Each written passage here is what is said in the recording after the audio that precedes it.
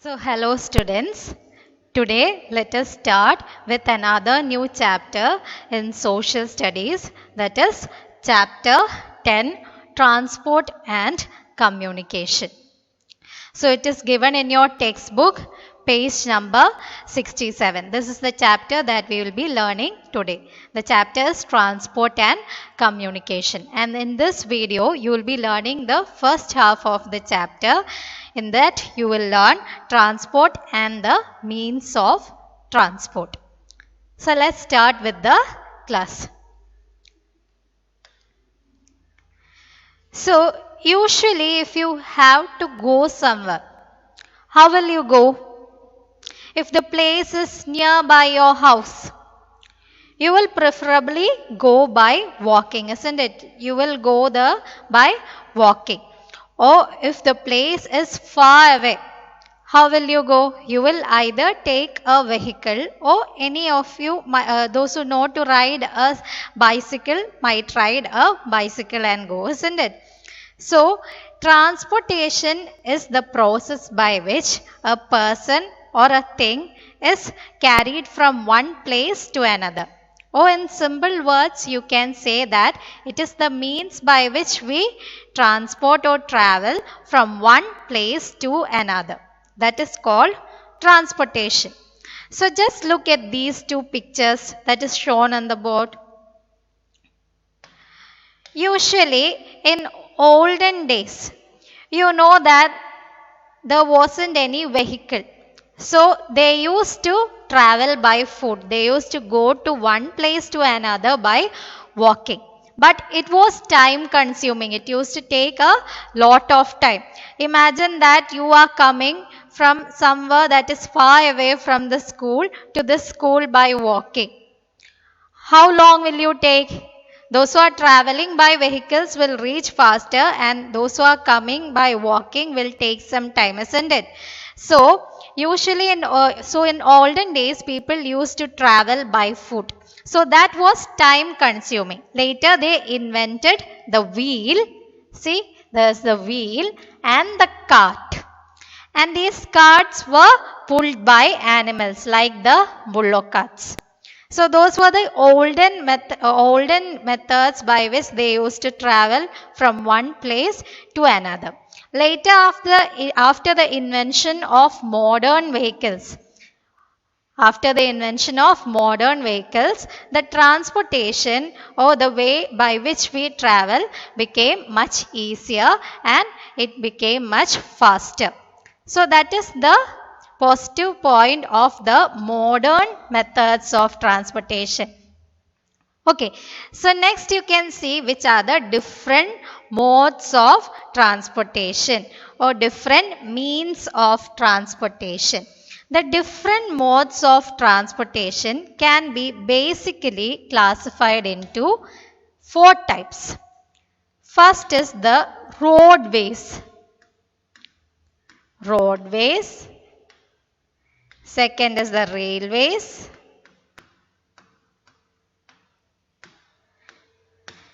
Third one is the waterways. And the fourth is the airways. So there are basically 4 modes of transport: roadways, railways, waterways and the airways. You have to study in detail these 4 modes of transport. So first let us see what is roadways of transport. Roadways of transport is the normal transport that you follow, or how do you normally come to school? It is mainly by the roadways, isn't it? You travel through the road, even if it is walking, even if you are coming by a bike, even if you are traveling by a car. That is roadways. It is you are coming through the road, isn't it? So that mode of transport is called roadways of transport. And usually there are 2 types of roads. One is the unmetalled road and the other one is the metalled road. So there are 2 types of road: unmetalled road and the metalled road. The unmetalled road are usually seen in villages. See the picture? Here the unmetalled roads are usually seen in villages. The metal roads are usually seen in cities, the normal roads that you see in your surrounding areas. Okay, those roads will be usually metalled. They will be metalled using cement, stone and tar. How will they be metalled? They are made using, these kind of metal road are made using cement. They are made using cement, stone and tar. The metal roads are made using cement, stone and tar. Okay, those are the usual roads that you see in your premises, that is in cities like us, like ours. Okay, then there are also two major roads or two major types of roads in India, or two important roads in India. One is the national highways and the other one is the state highways. National highways are usually constructed and maintained by the central government. The central government is the one that constructs and maintains the national highways. And these national highways connects state capitals, big cities and towns. So, these national highway roads will be connecting the state capitals, the big cities and towns. Whereas the state highways are constructed and maintained by the state government, and the state highways runs within the state. So, these state highways or the state highway roads connects cities and towns within the state. Connects cities and towns within the state. So that is the roadways of transport or transportation through road. The next is the railways. Railways are called as the lifeline of India because in India, in most of the parts, you can see railway. So, the railway connects all parts of India. So, it is called lifeline of India. And in olden days, you know that through the rail, the trains run, isn't it? In olden days, the trains were run using the steam engines. The trains were like this. So, they couldn't travel in a much faster rate. So, later on, after the steam engines, later on, they started running or they invented the electric engines and the diesel engine trains. These are the pictures of the electric train and the diesel trains, or the trains that run using the electric current and run using diesel. Okay, so these trains travel at a much faster rate. Their speed is more compared to that of the steam engine trains. And there are also trains, you must have heard about the trains like the Rajdhani Express and the Shatabdi Express.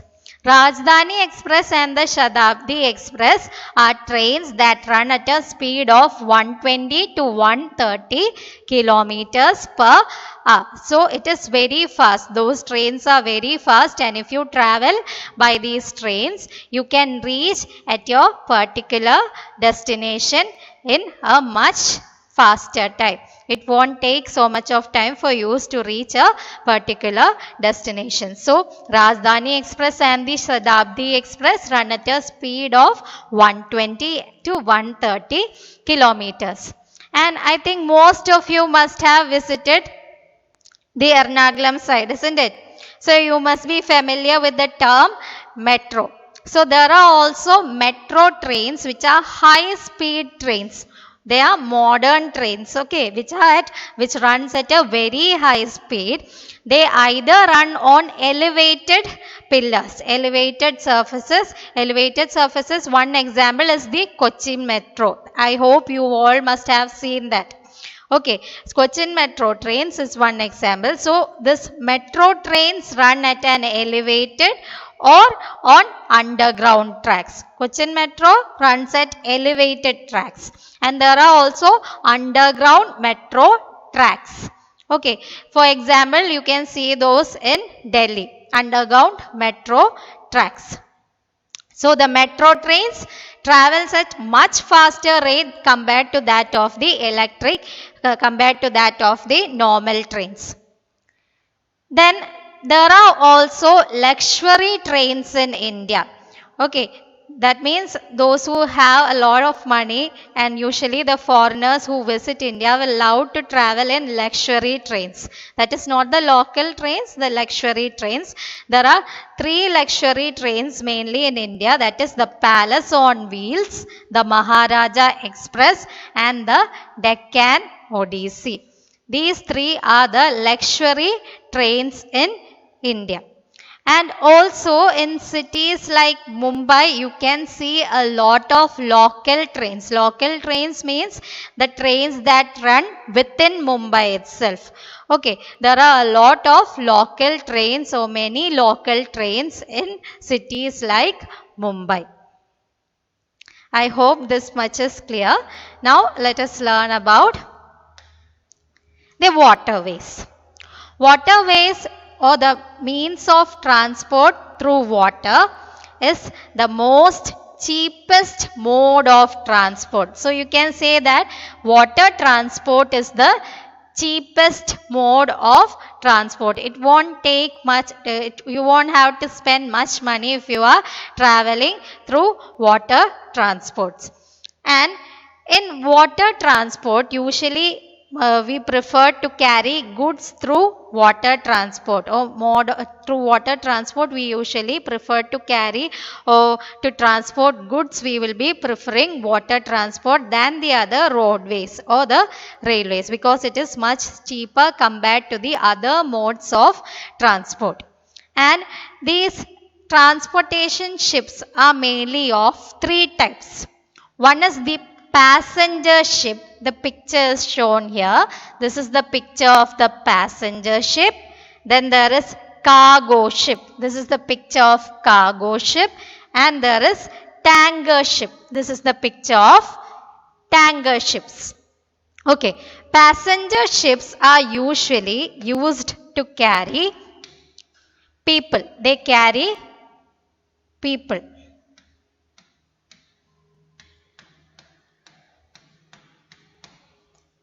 Cargo ships carry goods, and tanker ships usually carry petroleum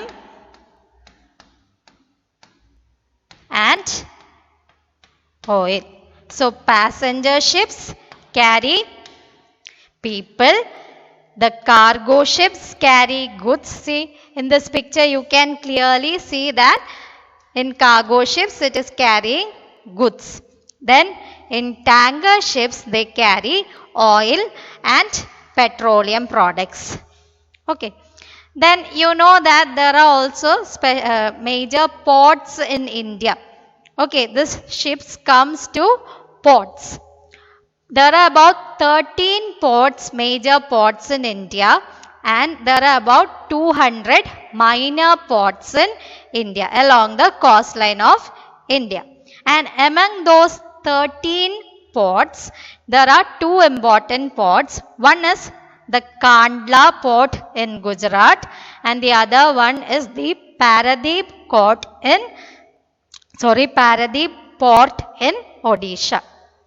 So there are two major ports among the 13 ports in India. One is the Kandla port that is in Gujarat, and the other one is the Paradip port that is in Odisha.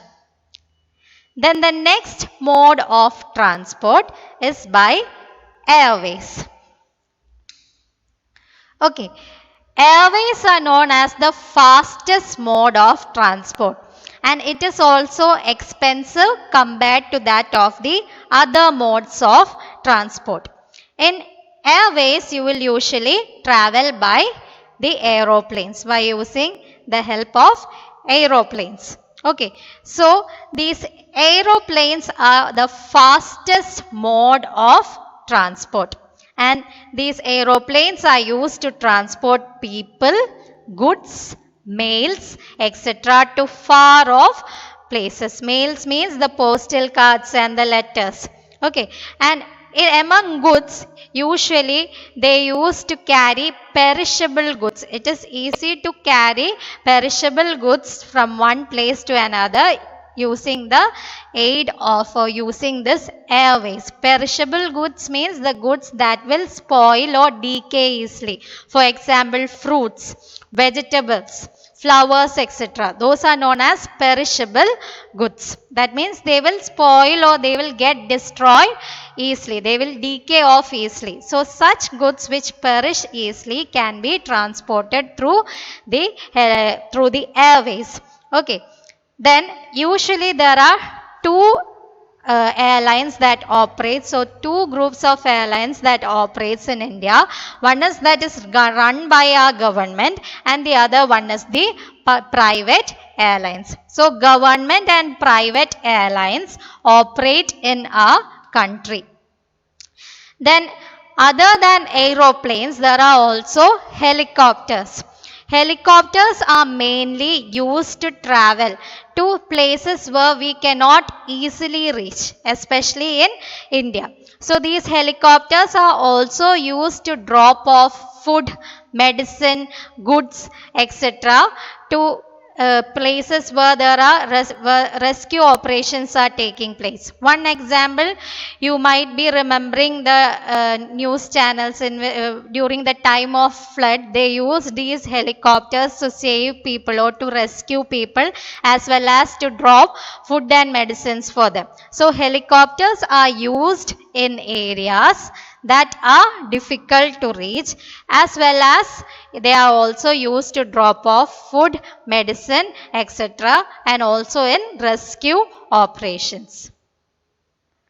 So I will conclude the half of the chapter. So in this chapter you have learned the different modes of transport. So one is the roadways, railways, waterways and the airways. In roadways, there are mainly two major roads in India, that is the highways and the national highways and the state highways. Railways are known as the lifeline of India. Waterways are the cheapest mode of transport, and airways are the fastest mode of transport. So I hope this much is clear. So children, do read the chapter, that is from page 67 till page 69. Read it thoroughly. Till here you have to read it thoroughly. So see you in the next section. Thank you.